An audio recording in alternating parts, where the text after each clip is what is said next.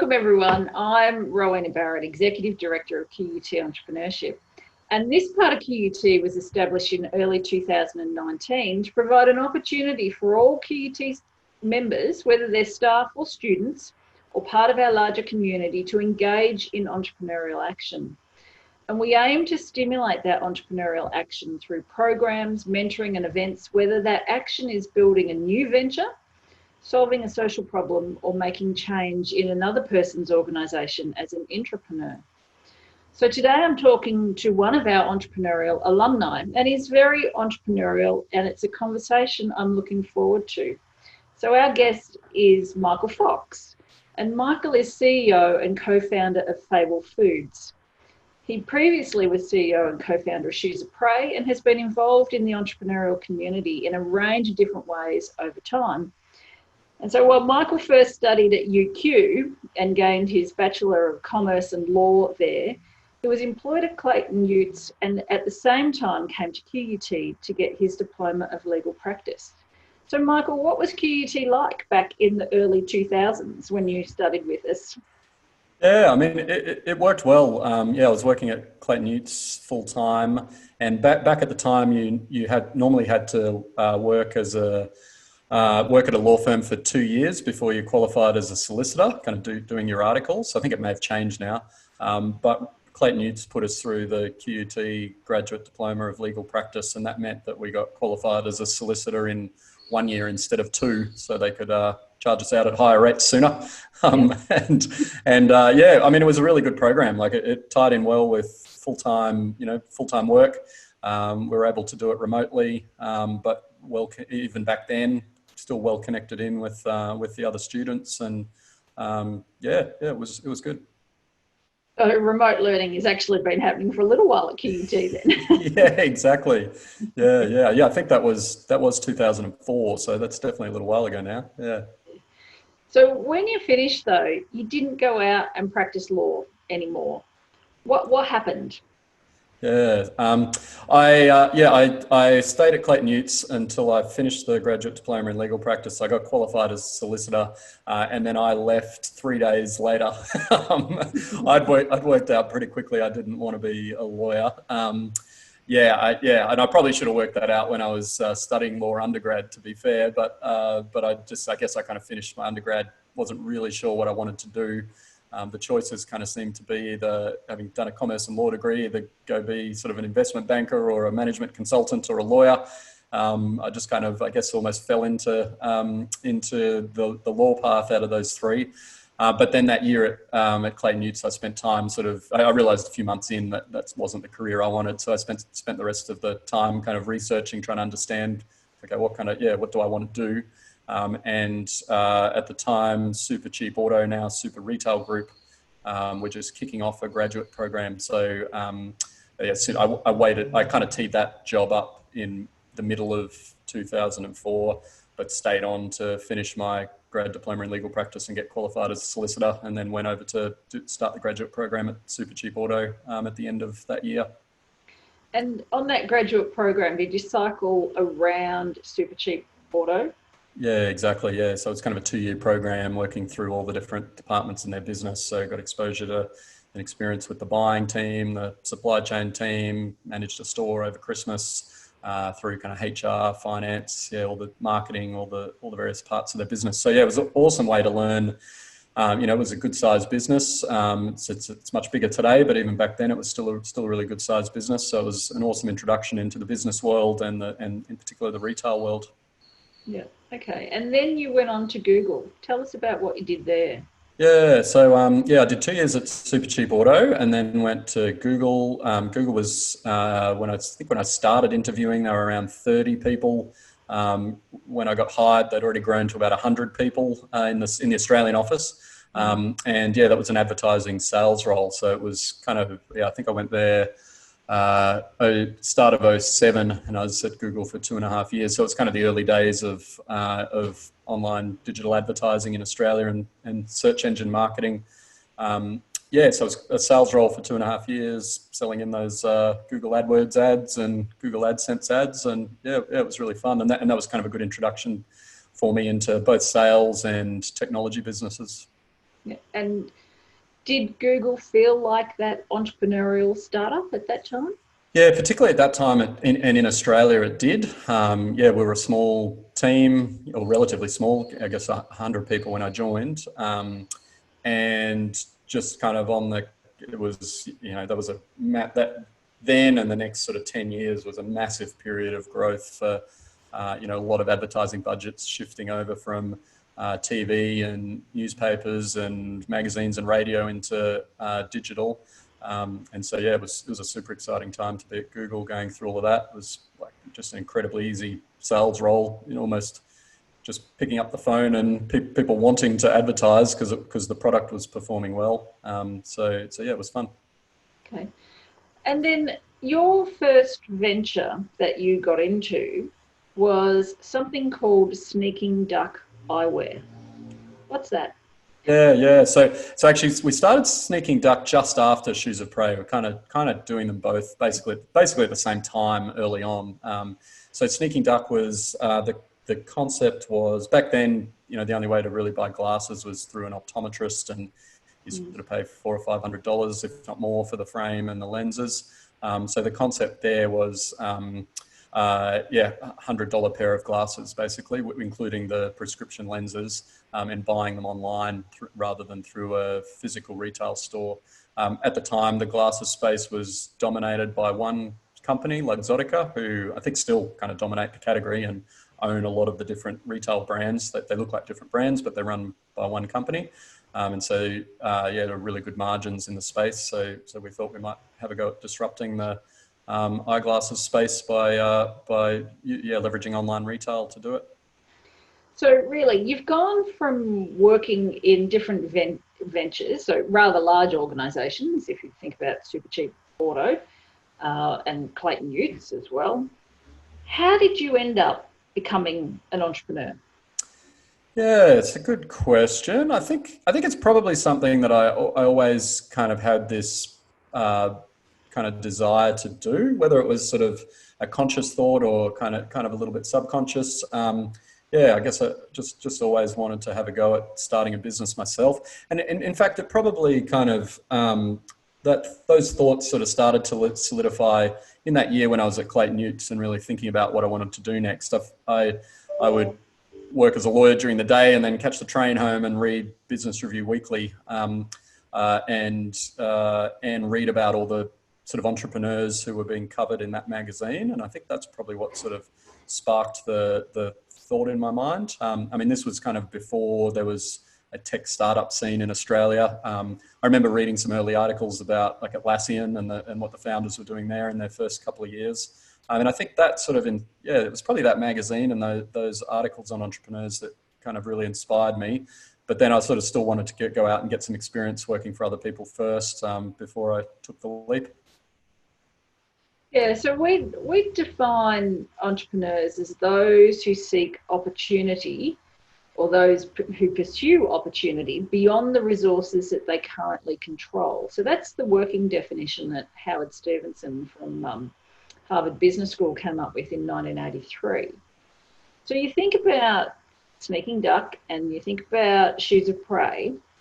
What was the opportunity there?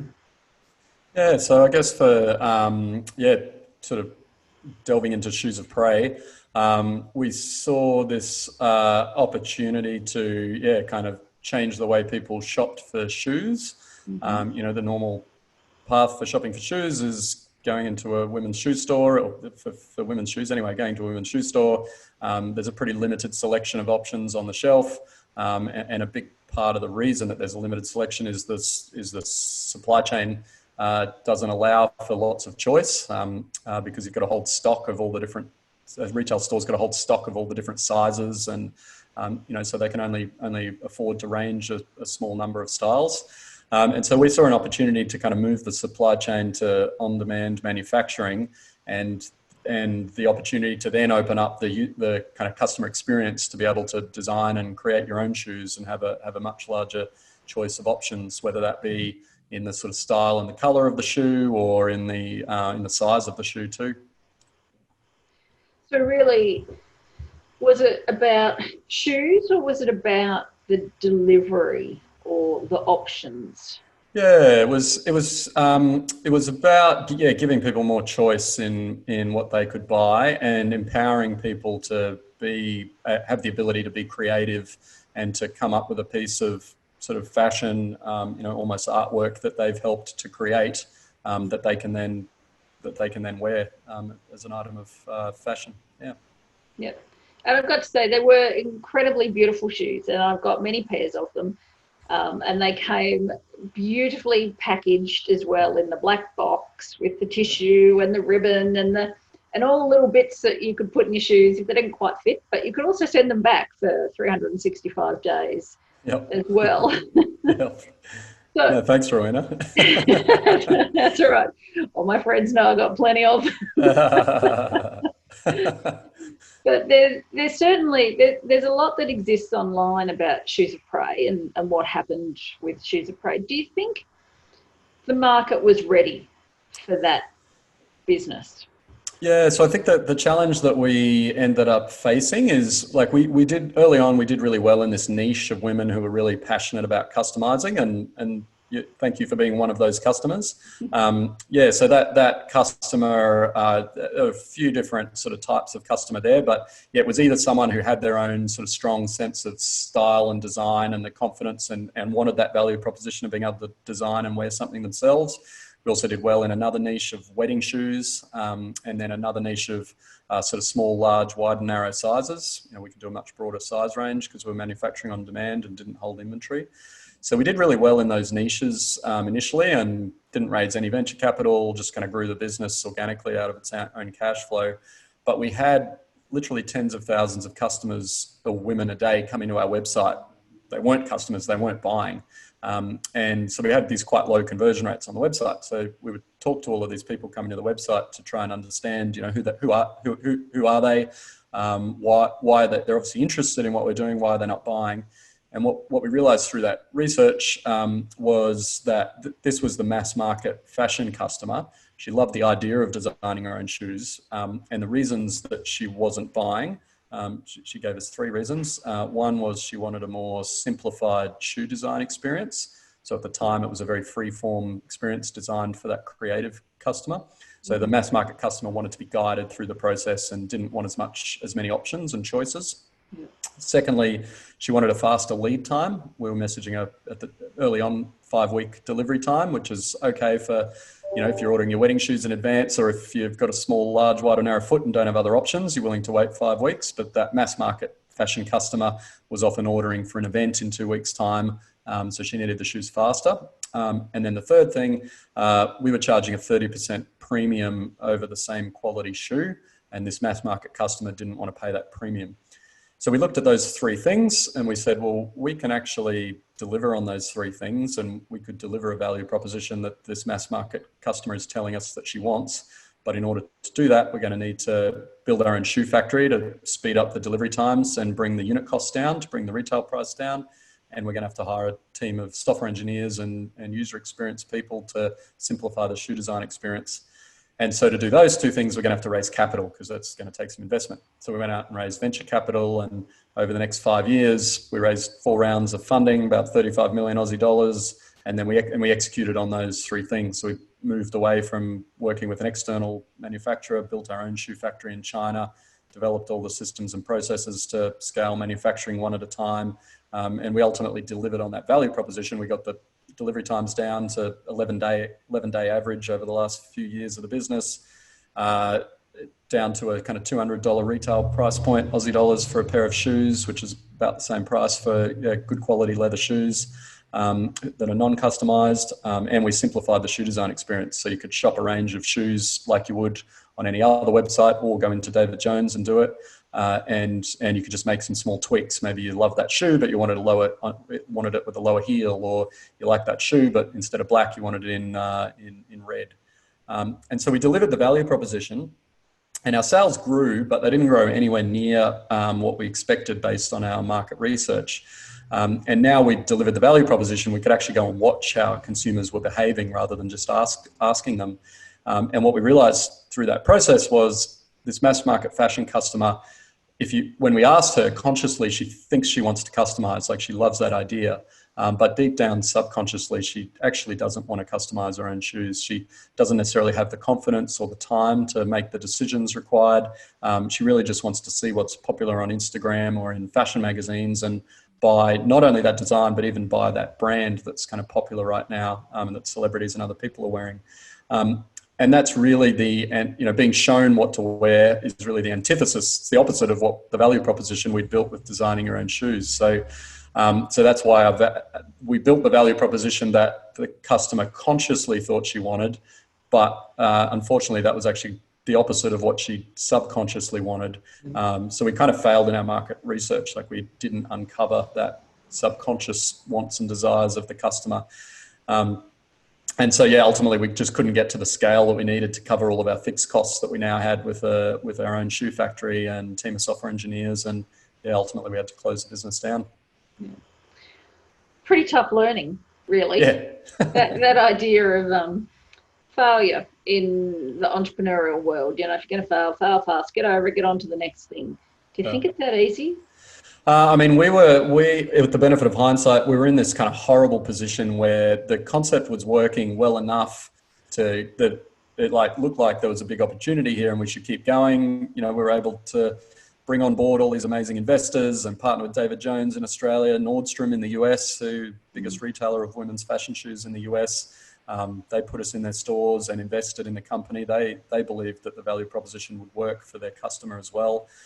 So it worked well enough to keep going and to spend 10 years on, which is a long time, and $35 million on, but not well enough to actually succeed. So definitely, I would have, with the benefit of hindsight, it would have been better to fail fast and not take 10 years to get to that point. But and also, if we had stopped after 3 years, it would have felt like we were missing this big potential opportunity. So we definitely didn't fail fast, and it was a shame. Yeah. More than a shame, but yeah. Well, it all comes down to learning. So tell us now about Fable Food. What is it? And I know you're really excited about it. Just what is the opportunity here? Yeah, so I finished up with Shoes of Prey mid-2018. Took 6 months off, needed a break after winding up Shoes of Prey. I've been vegetarian for 4.5 years, for me, kind of ethical, environmental and health reasons. So in that 6 months off, I wasn't actually thinking about what I wanted to do next, but I was just being a dad of a couple of young kids and just taking some time out to just read wherever my intellectual curiosity took me. And because I was vegetarian, I just ended up reading more about that space and got very passionate about the idea of wanting to help contribute to ending industrial animal agriculture for all the same reasons that I'm vegetarian. And then I got thinking about the best ways I could help contribute to that. I've tried to talk to people around me to convince them to become vegetarian, but haven't done a very good job of it. I think I've converted 2 people to being vegetarian, and I caught up with one the other day and he's not even vegetarian anymore. So I'm a terrible activist.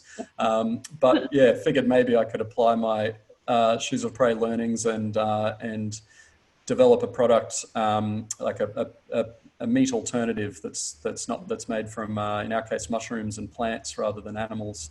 I guess one of the things I learned talking to all the people around me, trying to convince them to become vegetarian, most people want to reduce their meat consumption. They get the sort of health, environmental and ethical reasons and logic for doing it, but they love the taste of meat, and giving up meat is hard, and I know I've experienced that myself. And so, it was pretty clear that they want to reduce their meat consumption, but they don't want to give up the taste of meat. So, if you could produce a meat alternative that has that great taste and texture of meat, but do it with something other than animals, people would want to buy it. I've been living in Los Angeles for 4 years with Shoes of Prey, and I'd eaten a lot of Beyond Burgers and Impossible Burgers, some good companies in the US working on similar things. And so they'd kind of proven out too that there was this flexitarian customer who actively wants to reduce their meat consumption and will buy these meat alternatives. Initially, we moved back to Australia, and initially I thought I'd go work for a meat alternative company and have a bit of a break from entrepreneurship, or at least the full startup experience. There was everyone doing meat alternatives in Australia was a complete startup. The big international players weren't hiring in Australia. So I had a choice of either going and working in a space that I wasn't as passionate about, or maybe starting something again in this category. So that's what I decided to do. So the meat you make is made out of mushrooms. What makes mushrooms so special here? Yeah. So yeah, when I was thinking about starting the business or entering the space, my first thought was, well, I don't want to compete head to head with the existing products that are in the category. So where might there be other gaps in the market? And I had two thoughts. One was didn't want to do another minced beef or beef burger, because lots of companies are doing good alternatives for those products already. And secondly, I'm a pretty healthy eater. I shop at my local farmers markets here on the Sunshine Coast. Do a lot of my own cooking, bake my own sourdough, make my own water kefir. And for me, I try to eat a pretty minimally processed whole food based diet. So my thought was, could you produce a meat alternative made out of really whole food, minimally processed ingredients?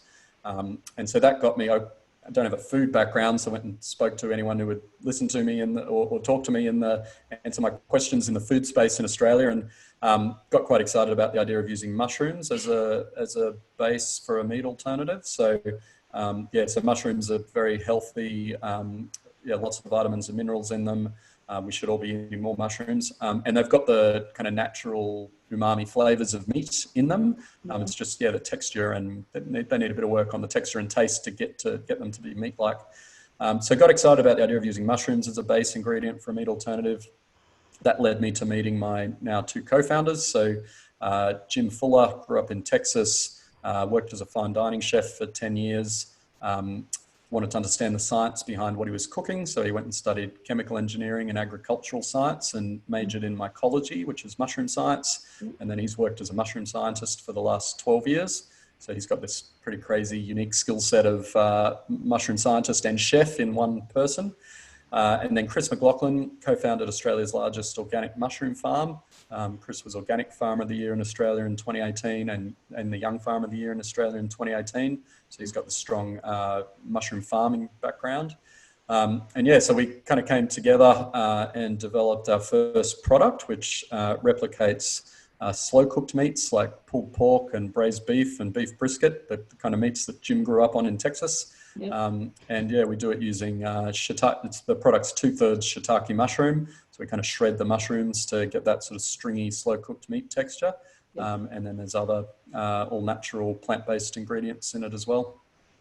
And there are lots of other environmental benefits of using mushrooms as well. They can grow using recycled materials. They take a lot less space. You don't need light. Exactly. Yeah, they're incredibly space efficient. Exactly, they grow in other agricultural waste products. They're an incredibly sustainable source of food. So if we think about the opportunity, clearly the opportunity is growing. Being vegetarian, and even if we go to the further extreme, being vegan, is clearly on the rise in Australia and around the world. So you see this as quite a growth opportunity? Definitely the percentage of people who are vegan or vegetarian is growing. We're not actually targeting that customer. We're targeting at the moment, the flexitarian, and ultimately we want to just target the meat eater. If you think about our mission, we want to help contribute to ending industrial animal agriculture. The vegans and vegetarians aren't eating meat already, so it doesn't really help our mission if we convert them. It's nice too, but it doesn't really help. So we want to get the meat eaters eating Fable instead of replacing some of their dishes with Fable instead of meat. So that customer has quite a different, and actually also has quite a different value proposition compared with the vegan or the vegetarian. Like the vegan or vegetarian is kind of like, has strong reasons for not wanting to eat meat and is willing to put up with, I've eaten a lot of fairly bad meat alternatives when I went vegetarian 4.5 years ago. There weren't a lot of good options, but the vegan or vegetarian is willing to kind of forgo on taste and texture and pay a higher price. Whereas that flexitarian customer and meat eating customer, the value proposition for them is like, number one is taste and texture. They're not eating falafel balls or hemp seed patties. They love meat. So the taste and texture of meat is the most important thing. And that's what we've focused on in our product development, is making sure that our product has the taste and texture of those delicious slow cooked meats like pulled pork and braised beef. The second piece of the most critical piece of the value proposition is price. So this flexitarian customer is potentially willing to pay a bit of a premium, but not too much. And certainly the meat eating customer is very price driven. So we wanted to develop a product that we could sell, at or ultimately as we scale below the cost of animal meat. And then the third piece of the value proposition is that our product is plant-based. And for us in particular, it's a strong focus on health and making sure that the product has no artificial ingredients. It's predominantly mushroom-based, it's minimally processed, and so retains all the goodness of the mushrooms and the other ingredients in the product. So that's kind of how we've thought about the value proposition for this flexitarian customer as we develop the product. And ultimately our goal is for our product to taste better than animal meat, be cheaper than animal meat, and it just happens that it's made from plants. And if that's the case, then even the consumer who loves meat and doesn't have any particular desire to eat plant-based, if this product tastes better and is cheaper, there's just no reason for them to eat animal products anymore. And one of the great things about mushrooms is because they are so sustainable to produce, they use significantly less resources in terms of land, water, and other inputs than compared with animals. So ultimately, we should be able to get the price of our product down significantly below animal meat, just because it's a more efficient product to produce. So yeah, that's our goal. Yeah. So you're describing it there. I think, again, I'm probably your perfect customer. I live with a vegetarian son. I'm prepared, since I still do the majority of the cooking, I'm prepared to do the occasional, he'll eat one thing, I'll eat something different, some of the base stuff the same. But otherwise, I'm also prepared that we have, probably the bulk of our meals are the same, but I can kill tofu. Yeah. That's one of those examples. The vegans and vegetarians will put up with tofu, but a warm-blooded meat eater, not so much. That's right. Yeah. So in doing this, you've talked a little bit about the resources and that you partnered up with some others who understand mushrooms and understand the preparation of particular forms of meat really well, and understand probably the environmental side, so the organic side. What other sorts of resources do your co-founders bring to the venture? Yeah, I think they're both very kind of scrappy entrepreneurial people.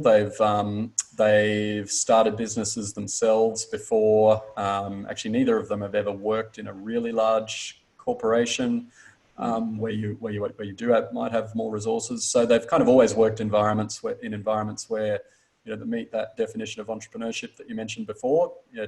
Essentially trying to do a lot with not they resources. Yep.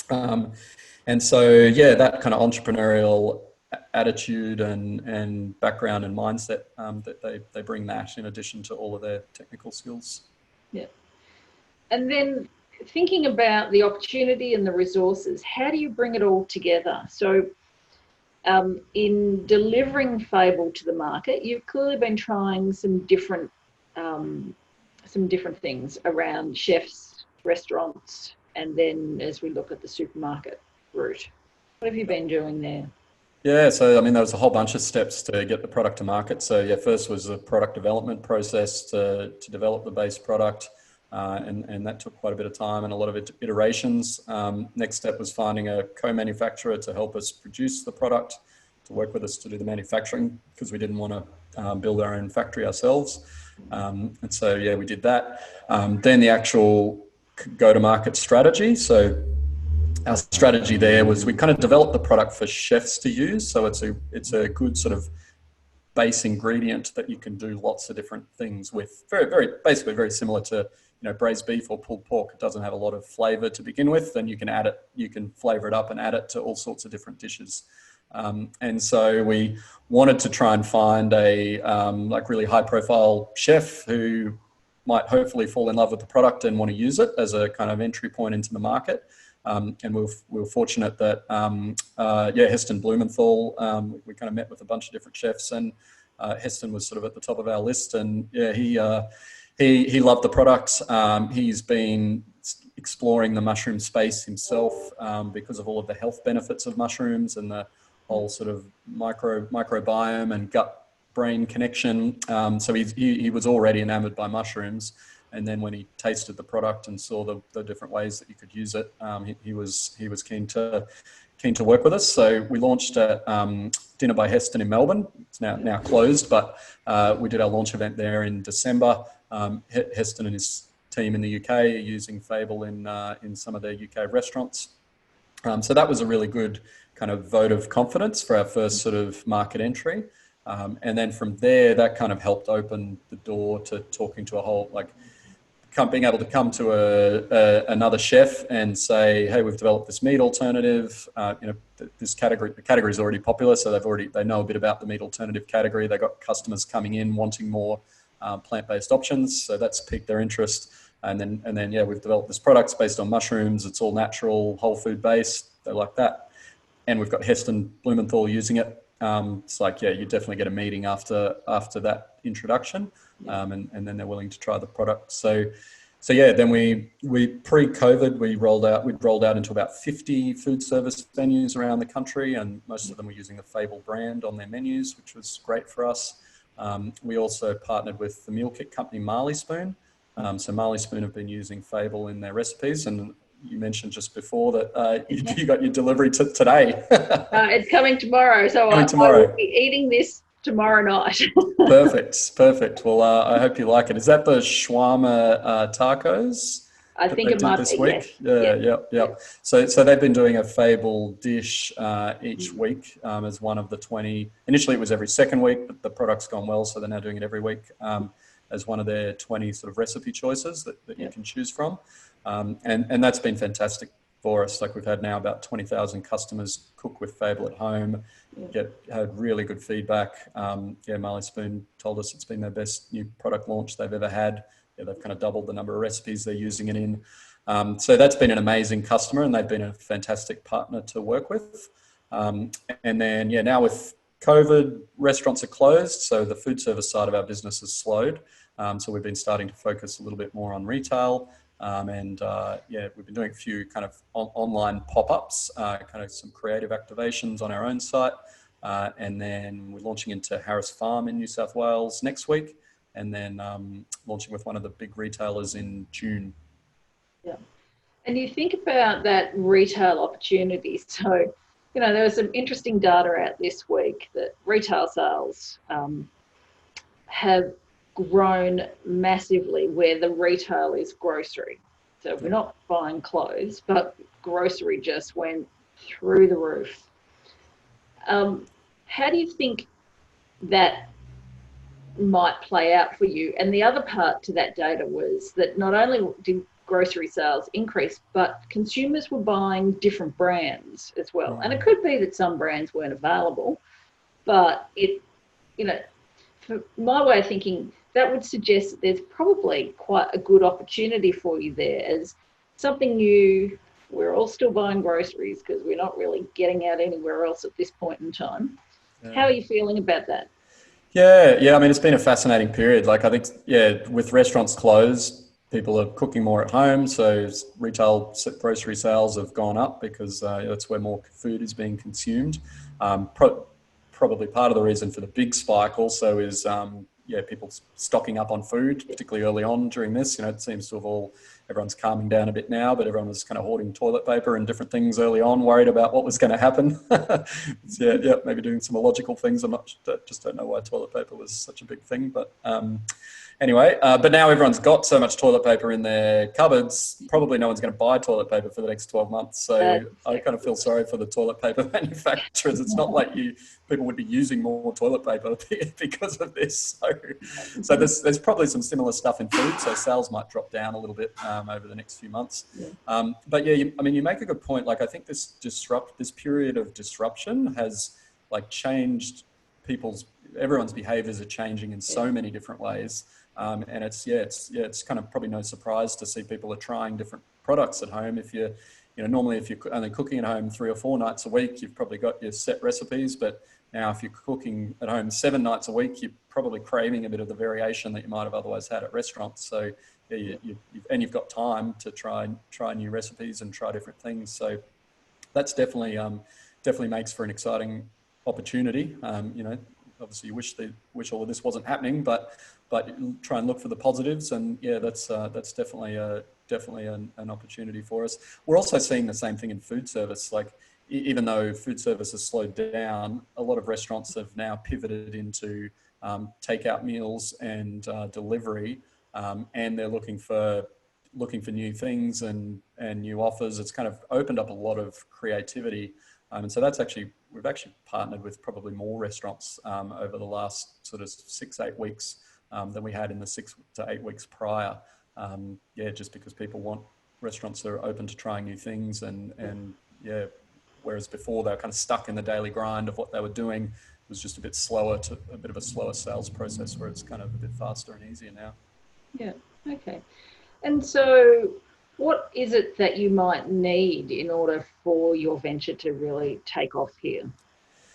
Yeah, I mean, the thing that I guess still keeps me up at night is, and this is probably a hangover from the Shoes of Prey experience, is like, does our value proposition resonate with the mass market customer?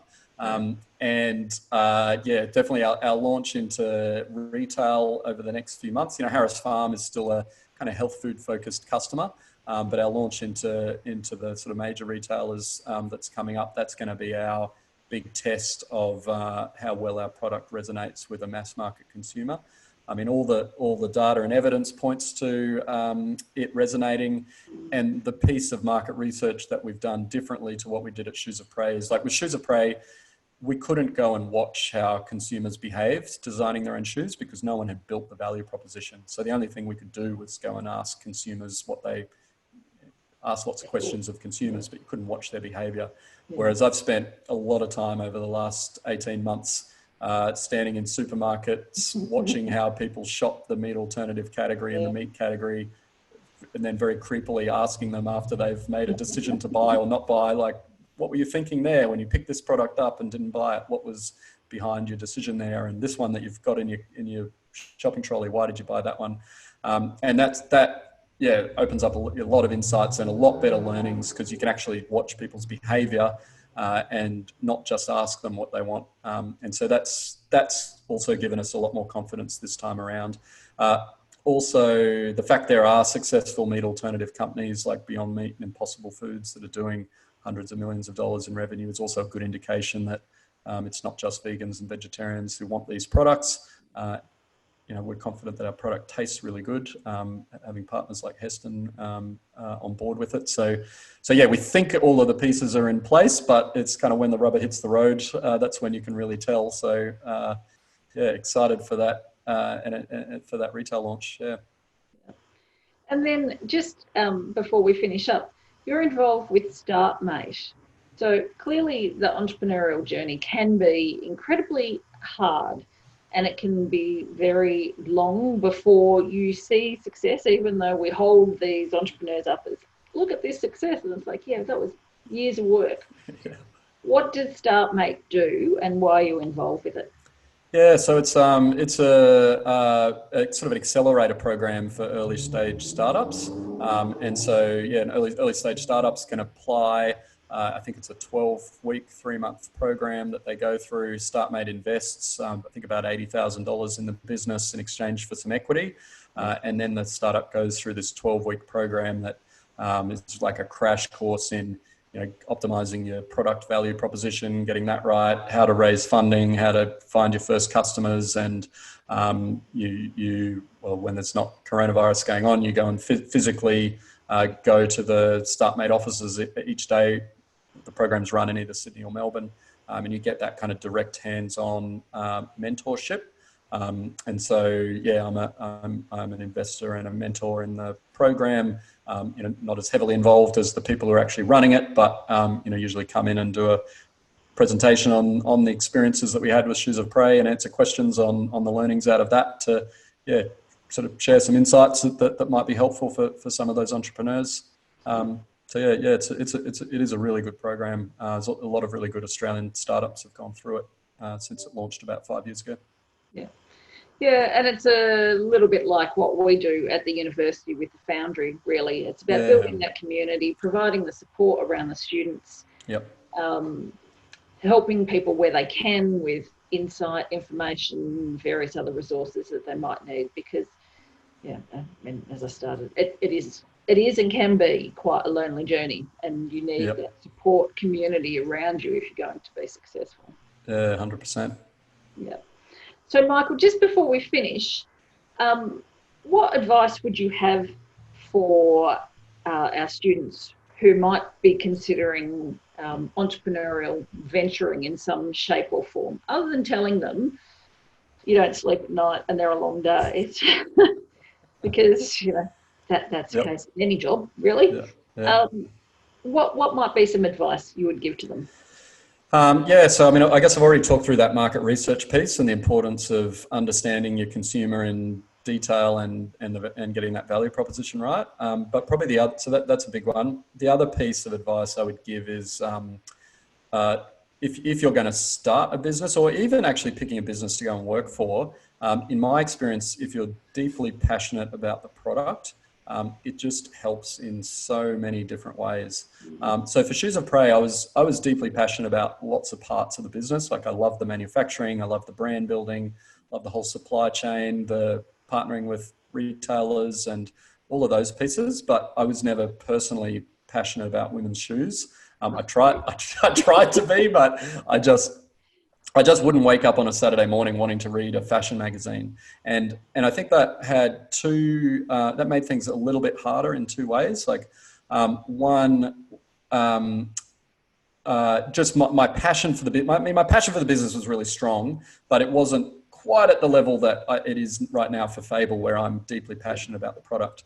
And then there was enough in the other parts of the business that, I still stuck with it for 10 years and went through all the highs and lows. But I think I've got that extra bit of passion because I'm so passionate about the meat alternative space.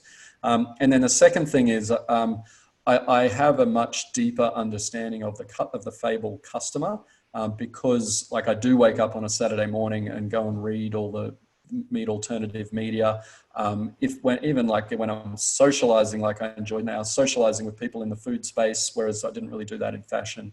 You just end up learning so much more and just have a better perspective of the end customer and what their wants and needs are, as well as what's going on in the category when there's nothing else you'd rather be doing except operating in that space. Maybe it's not healthy to not have other hobbies outside my business. That's a question for another day. But in terms of trying to build a successful business, I think having that deep passion for what you're doing, whether it's building a business or even working in one, it also, I mean, I'm loving what I'm doing, because even if money didn't matter, this is the problem I would want to be working on and helping to solve. So, I'm not driven. The financial side of it is obviously a good plus, but I'm driven because I, deeply passionately want to help contribute to ending industrial animal agriculture, and so it makes doing the job easy. Excellent. I think that's incredibly helpful advice for students. So, Michael, thank you very much for taking time to have this conversation. And it is really interesting, QUT alumni, of which there are 250,000 out there around the world. Many of them are doing such incredibly interesting work. And I think what you're doing here with Fable is really quite interesting. And we look forward to watching what happens, eating the product and working with you in any way that is possible. But thank you again. Yeah, perfect.